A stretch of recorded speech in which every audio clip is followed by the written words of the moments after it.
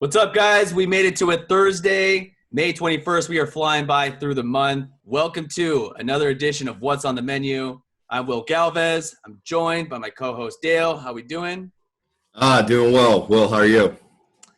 Besides for this lawnmower, I wish I was a little Jesus. brighter. Like your, is that a highlighter? Dude, this hoodie on? is sick. Look at this Nike hoodie. Yeah, a little mustard and ketchup action. I like it. Yeah, whatever. Dude, this lawnmower.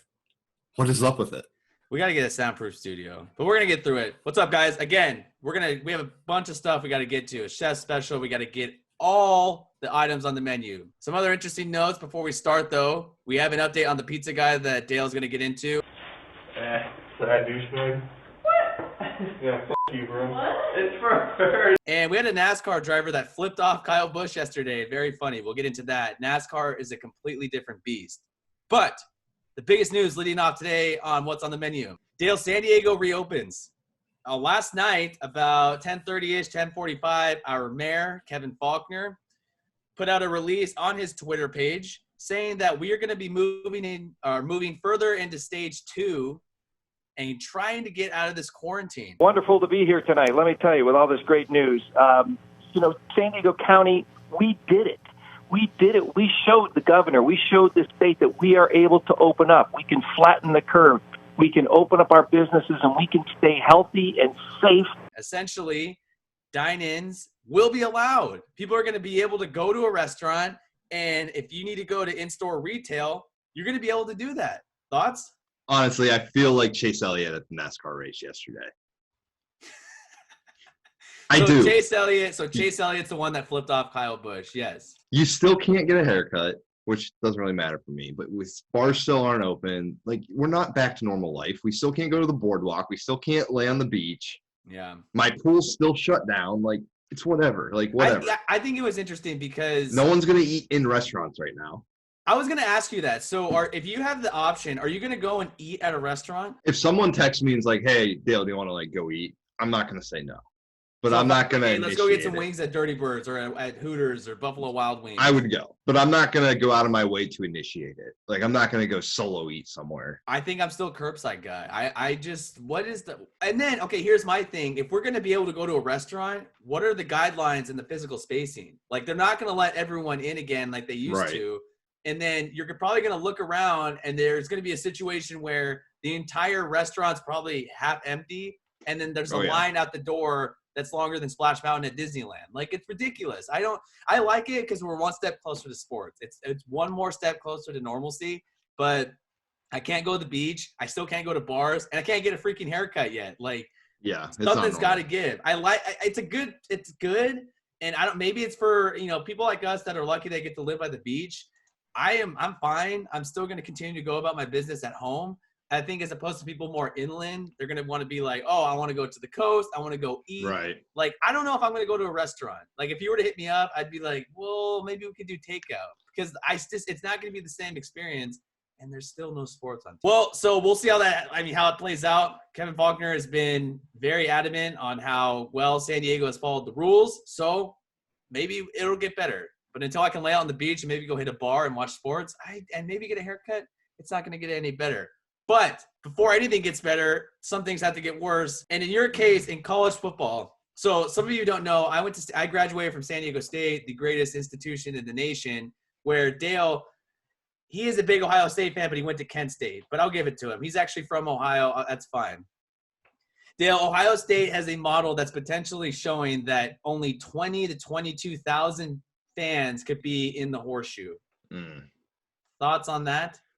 Well, the numbers I saw were 20 to 50. So if we get 50,000, we're cooking. We still have a good football.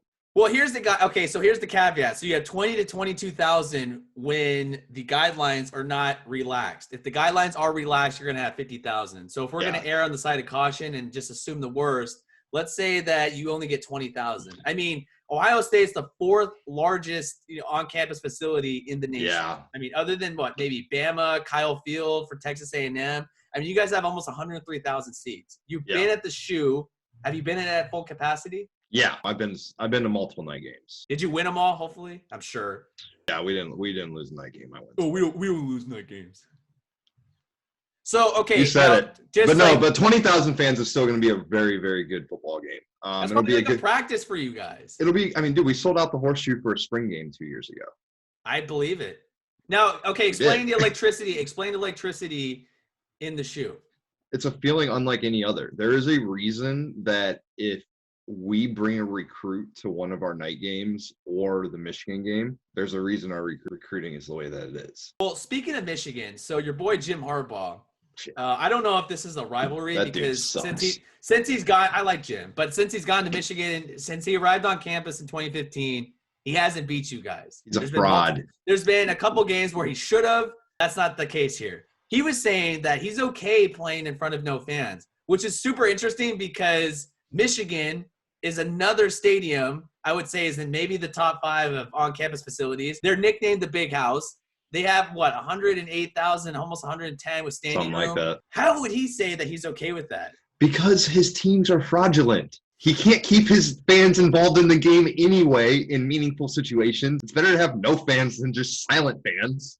I think it would be better for college football if Michigan could actually rival Ohio State. Yeah, Ohio State, I'll give it to you. They have completely kicked the shit out of them. I mean, there is no – every time – I watch it every week. I mean, as a fan, do you feel the intensity of a rivalry, or is this as if you guys are playing like Western Carolina? It's big brother, little brother at this point, dude. It's just like you know that your little brother can compete for like 5 minutes, but eventually you just wear him down and it's over.